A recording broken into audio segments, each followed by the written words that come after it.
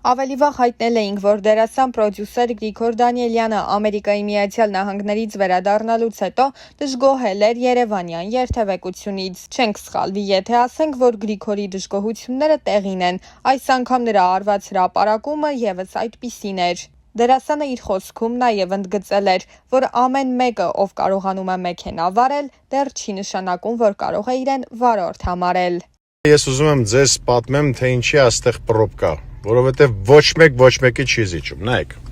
Հիմա կարմիր է, ես կանգնած եմ, բայց արդեն երկրորդ կանաչն է, ես այստեղ կանգնած եմ։ Իմ դիմացը բաց է, բայց դիմացիները անընդհատ փորձում են մտնեն։ Հիմա նայեք, եթե ես մտա ես կանաչի տակ, նայեք, մտավ։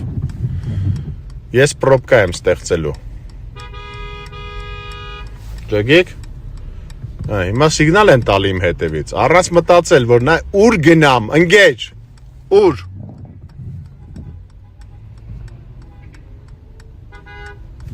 Եմ ասեմ, որ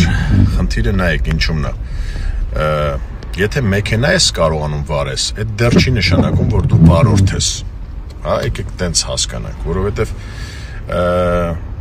այս բոլոր խցանումների հեղինակները ոչ այնա, որ քաղաքը ծանրաբեռնված է, ոչ այնա, որ ճամփեքը քիչ են, մեքենաները շատ են, այդ չի։ Այդ վատ վարորդների, վատ վարելու ու վատ տրամաբանության հետևանքը, չզիջելու հետևանքը։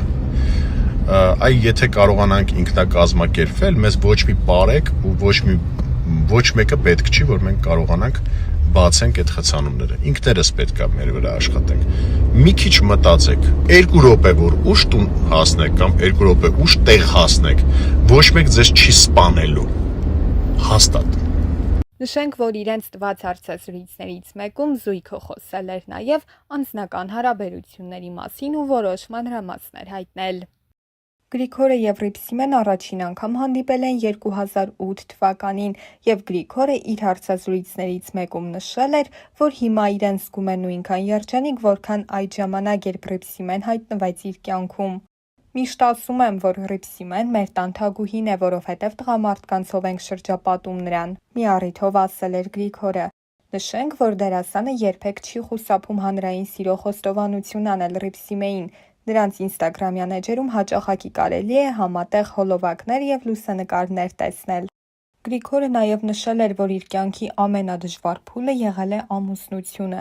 Դա նոր փուլ էր, որը ռադիկալ փոփոխություններ մտցրեց կյանքիս որակի, ապրելակերպիս մեջ։ Առաջին երեխայիս ծնունդի հետ կապված փուլը ևս բարդ էր։ Փառք Աստծո, խոչընդոտները միասին հաղթահարեցինք և հիմա շատ գոհ եմ։ Դերասանը նաև նշել էր, որ կինը միշտ ասում է, որ ինքը որոշ բաներ ականջի հետևն է գցում, բայց իրականում այդպես չէ, ինքը պարզապես ամեն բան սիրում է հերթականությամբ անել։ Հարցին, թե ինչն է իրեն դարձնում երջանիկ, Գրիգորը նշել էր. Իմ ընտանիքը երեխաներիս առաջընթացի ամեն քայլը։ Ընդհանրապես տղամարդու կայացման ճանապարհին մեծ դերակատարում ունի կինը, որը կարող է բարձրացնել և հակառակը տապալել ամուսնուն։ Կինս միշտ բարձրացնողի դերում է, այդ առումով ես երջանիկ եմ։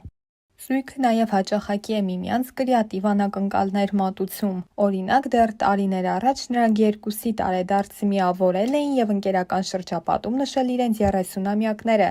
իսկ թխվածքի վրա գրված էր 60 թիվը։ Անդրադառնալով այդ թեմային և պատասխանելով հարցին, թե արդյոք իրենք ամեն ինչն են սիրում հումորի վերածել, Գրիգորը պատասխանել էր. Ամեն ինչը չէ, որ հումորի ենք վերածում, բայց հումորով ենք վերաբերվում ցանկացած երևույթի, քանի որ կյանքն առանց այն էլ շատ բարդ է։ Պարզապես, երբ որևէ միջոցառում պետք է նշենք, անպայման ուզում ենք, որ այն կրեատիվ և հետաքրքիր լինի։ Իր տարբեր հարցազրույցներում Ռիփսիմե Ելինյանը նույնպես անդրադառնում է իր և Գրիգորի սիրո պատմությանը և հարաբերություններին։ Իր վերջին հարցազրույցներից մեկում Ռիփսիմեն նախ նշել էր, որ Գրիգորն իրեն թագուհու պես է վերաբերվում և այդպես էլ սովորեցրել է իր որդիներին, որ մաման իրենց թագուհին է։ Ռիփսիմեն ասել էր, որ Գրիգորը նկատել է սա և սովորել իր հայրիկից, թե ինչպես պետք է վերաբերվել կնոջը։ Ես եմ ստեղծել այդպիսի միջավայր, որ ինձ որպես թագուհի վերաբերվեն, Գրիգորն էլ երևի ավելի շատ տեսնելով հայրիկից, թե ոնց է վերաբերվել իմ մամային։ Հաղորդավարուհին խոսելով Գրիգորի եւ Հռիփսիմեի կյանքի բարդ փուլերի մասին նկատել էր, որ եղել է այնպիսի շրջան, որ Հռիփսիմեն հնարավոր է չկարողանար հարմարվել Գրիգորի կենցաղային իրավիճակին։ Հռիփսիմեն էլ խոստովանել էր, նշելով, որ կյանքի տարբեր փուլերով է անցել իր ամուսնու հետ եւ չի հավատացել, որ այդ լուսավոր կետը կերև է։ Ես սիրել եմ Գրիգորին եւ պատրաստ եմ եղել այդ պայմաններում դիմանալ, հետո միասին, իհարկե իմ ծնողների օգնությամբ, իմ ծնողները մինչ օրս մեր կողքին են, մենք հասել ենք շատ հաջողությունների, չեմ ուզում հետ գնալ, բայց շատ ահավոր դժվարությունների միջով ենք անցել, մեր պարագայում, այո, սերը հաղթեց, նշել էր Հռիփսիմեն։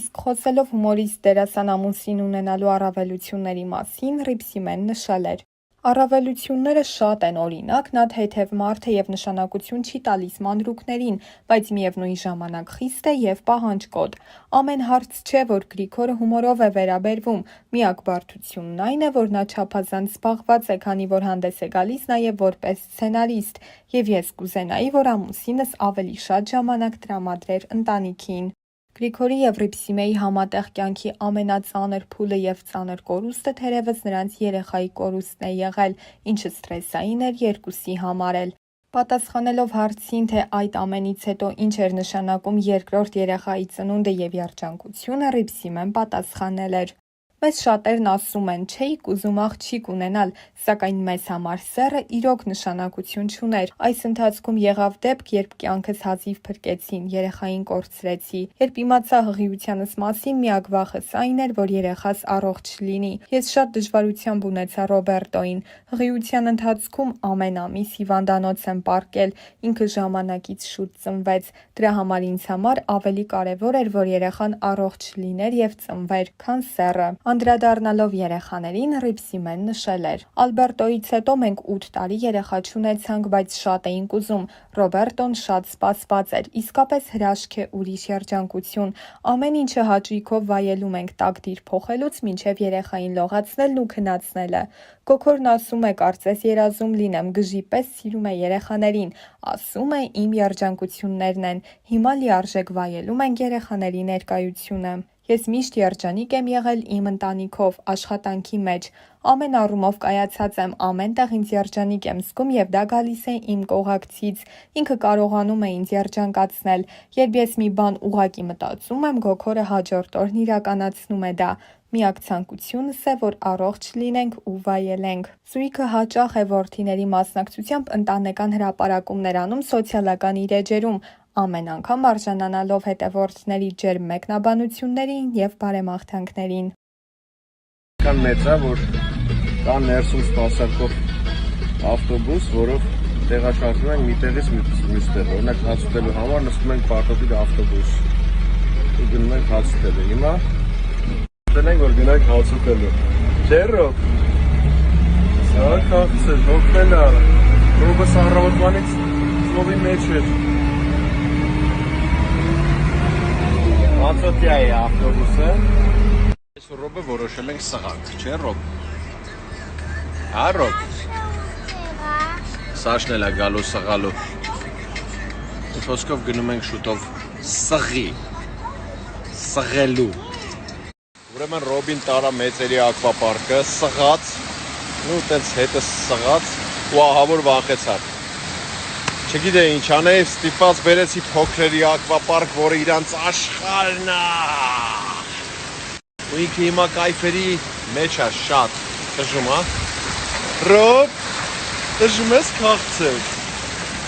Ինքը տժում է մի այլ կարգի ստեղ, որովհետև ծովը ծնգներից։ Օլգո։ Էստորի չեղավ Ռոբ, հապեց վերևից։ Հավետել չէ։ Կի աղջկան կողքի սեղանի։ Բարև ձեզ, ներողություն։ Կարելի է ձերը ծանոթանալ։ Ես մկան պոչ։ Կարելի է սս։ Մարդկա եկել է ծով ու կայֆերի մեջը։ Ռոբ։ Ոնց ես։ Ոնց ես։ Հա։ Կոկտեյլով բանով լրված ես, ախպերես։ Որ անձև չգա։ Անձև չի գա վրը, ցավը տանեմ։ Ոնց ես։ Լավ անց։ Լավ անց։ Լավ անցնում։ Հա, զոնտիկը որ գա կբացես, բայց հիմա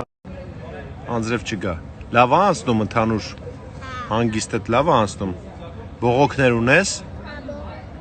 Բողոքներ ունես, թե չէ։ Ունեմ։ Ինչ բողոք։ Ասա մի հատ իմանանք։ Գործեր ունեմ։ Գործեր ունես, կարևոր է գործերդ։ Հա։ Լավ, հետո այդ գործերի հետ կապված կշփվենք իրար հետ։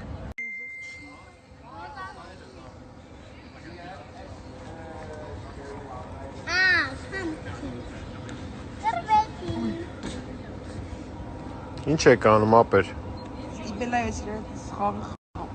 Ստիպելա թե դու սիրում ես այդ խաղը։